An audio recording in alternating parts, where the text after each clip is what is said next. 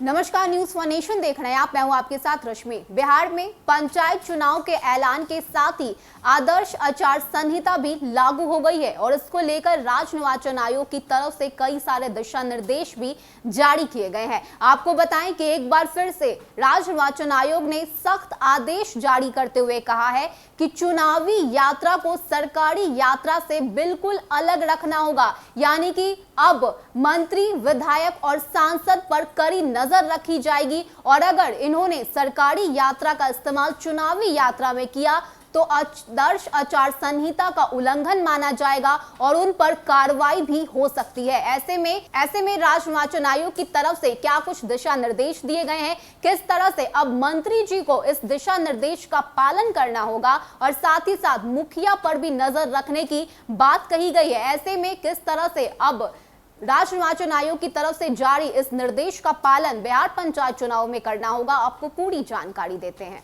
पंचायत चुनाव में पर्दे के पीछे से जोर आजमाइश कर रही राजनीतिक पार्टियों के लिए चुनावी मैदान में कई खतरे हैं। अधिसूचना जारी होते ही आदर्श आचार संहिता लागू हो गई है। राज्य निर्वाचन आयोग की तरफ से जारी आदर्श आचार संहिता में मंत्रियों, सांसदों और विधायकों के लिए भी सख्त निर्देश जारी किए गए हैं। इसके मुताबिक केंद्र या राज्य सरकार के मंत्री ही नहीं, विधायक, विधान पार्षद और सांसद भी अपने सरकारी यात्रा को चुनावी यात्रा से बिल्कुल अलग रखेंगे। दोनों यात्राओं को एक साथ नहीं किया जाएगा। मंत्री यदि जिला मुख्यालय या क्षेत्रीय स्तर के कार्यालयों तक सरकारी कार्यों के सिलसिले में जाते हैं और उसके बाद निजी वाहन के माध्यम से चुनावी यात्रा करते हैं, तब भी पूरे दौरे को चुनावी दौरा माना जाएगा। साथ ही वो उम्मीदवार जिसके साथ मंत्री देखे जाएंगे, उसके चुनावी खर्चे में मंत्री के पूरे दौरे का खर्च जोड़ दिया जाएगा। सरकारी वाहन से लेकर सरकारी भवन के चुनाव कार्यों के लिए उपयोग पर भारतीय दंड संहिता की धारा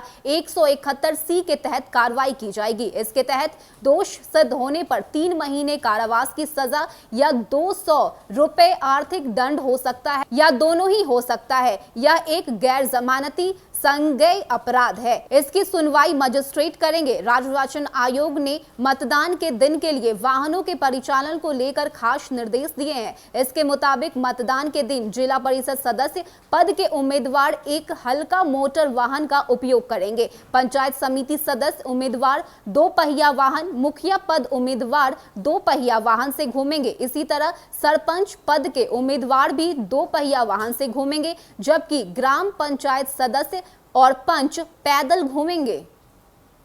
तो ये नया दिशा निर्देश राज्य निर्वाचन आयोग की तरफ से जारी किया गया है, जिसमें ये साफ कर दिया गया है कि अब सरकारी यात्रा को चुनावी यात्रा से नहीं जोड़ना होगा और अगर किसी ने ऐसा किया तो उसके ऊपर कार्रवाई की जाएगी, उसे दंड दी जाएगी। यानी कि अब पैनी नजर इस बार के बिहार पंचायत चुनाव में रखी जा रही है। साथ ही साथ मुखिया, मंत्री, सांसद, विधायक, इन सभी को राज्य निर्वाचन आयोग की तरफ से जारी किए गए इस निर्देश का पूरी तरह से पालन करना होगा और अगर उन्होंने ऐसा नहीं किया तो उन पर सख्त से सख्त कार्रवाई राज्य निर्वाचन आयोग की तरफ से की जाएगी। ऐसे में ये बेहद जरूरी है कि जो भी प्रत्याशी हैं, जो भी मुखिया हैं या जो भी मंत्री और विधायक इस बार के पंचायत चुनाव में शामिल हो रहे हैं, उन्हें राज्य निर्वाचन आयोग की तरफ से जारी किए गए इस दिशा निर्देश का पालन करना चाहिए। फिलहाल के लिए इतना ही। ज्यादा अपडेट के लिए आप बने रहिए न्यूज वन नेशन के साथ। नमस्कार।